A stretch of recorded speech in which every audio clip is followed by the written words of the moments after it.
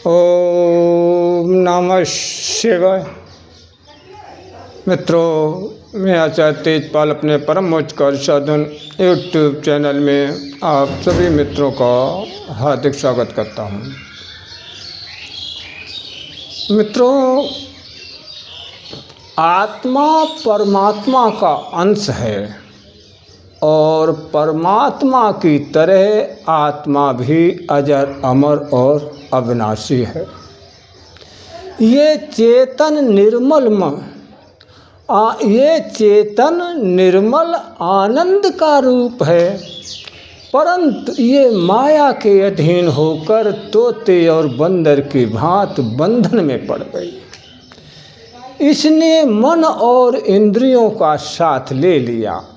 जो जड़ है, जिस कारण जड़ चेतन की गांठ बंध गई है, इस गांठ को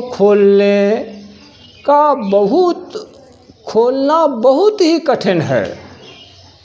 मित्रों, जब से ये गांठ बंधी है तब से जीव आवागमन के चक्कर में पड़ गया है।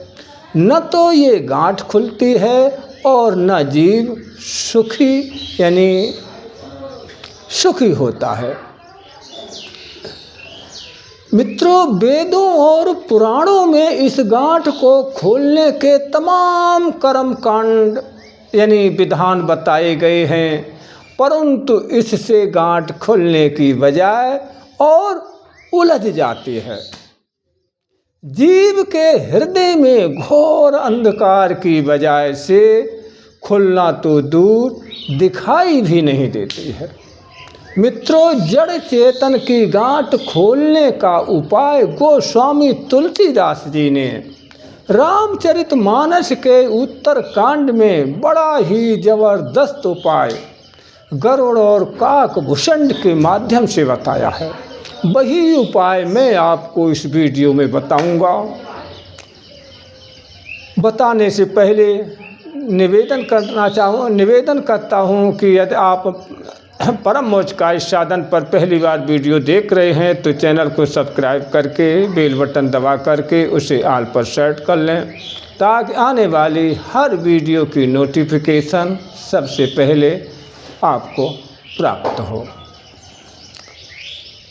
अब आते हैं चर्चा पर। मित्रों, धर्म के कार्य में प्रवृत्त रहने से विचार रूपी गाय को दोहकर मन रूपी निर्मल अहीर जो दूध निकालता है, उसे धर्म में दूध कहा जाता है।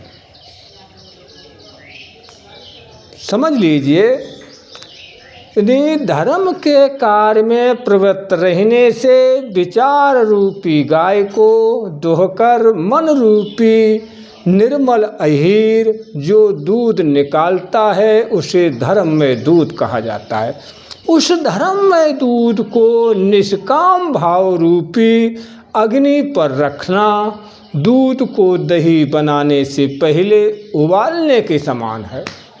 मित्रों, फिर उस दूध को ठंडा किया जाता है तो क्षमा और संतोष रूपी हवा से फिर धैर्य तथा मन के संयम का जामन लगाया जाता है। जब दूध दही में बदल जाता है तब साधक प्रसन्नता रूपी बर्तन में दही को रखकर तत्व विचार रूपी मथने से लगी सत्य सुंदर वाणी की रस्सी द्वारा इसे फिर मथता है।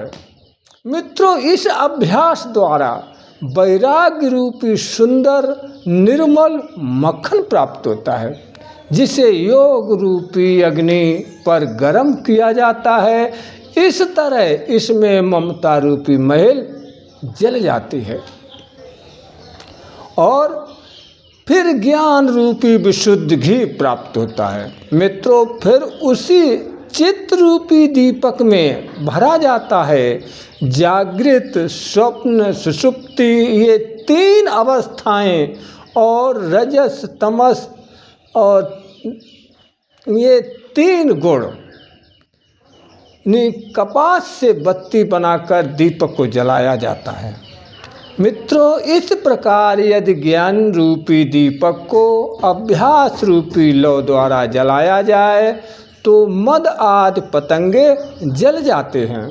इस प्रकाश में आत्मा अपने मूल स्वरूप को पहचानने के योग्य हो जाती है और सांसारिक भ्रमों का नाश हो जाता है। मित्रों, इस तरह ज्ञान रूपी प्रकाश से जड़ चेतन की गांठ खुल जाती है। गांठ खुल जाने पर आत्मा को मुक्ति प्राप्त हो जाती है। लेकिन मित्रों, ज्ञान की प्राप्ति भी कोई सहज कार्य नहीं है। आशा करते हैं इस जड़ चेतन की गांठ खोलने के बारे में दी गई जानकारी आपको ज़रूर पसंद आई होगी। यदि ऐसा हो तो आप हमारा वीडियो लाइक व शेयर ज़रूर करें, साथ ही साथ कमेंट भी करें। कमेंट बॉक्स में जय माँ आदिशक्ति अवश्य लिखें। अब मिलेंगे अगले वीडियो में नई जानकारी के साथ। तब तक के लिए जय माँ आदिशक्ति। ओम नमः शिवाय।